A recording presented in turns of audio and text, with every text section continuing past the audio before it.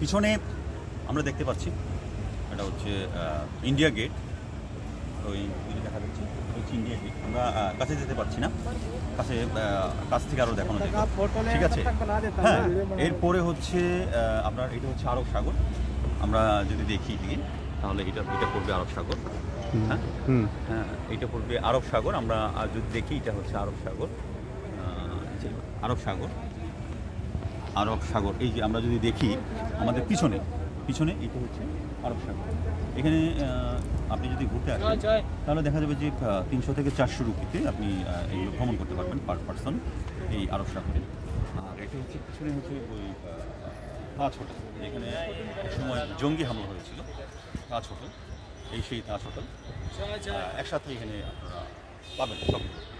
তো এই আরব সাগর পাড়ি দিয়ে একসময় ইবনে বতুতা লোক এই ভারতবর্ষে এসেছিলেন এবং ব্রিটিশরাও একসময় এই ভারত সাগর পার হয়ে এখানে এসেছিলেন।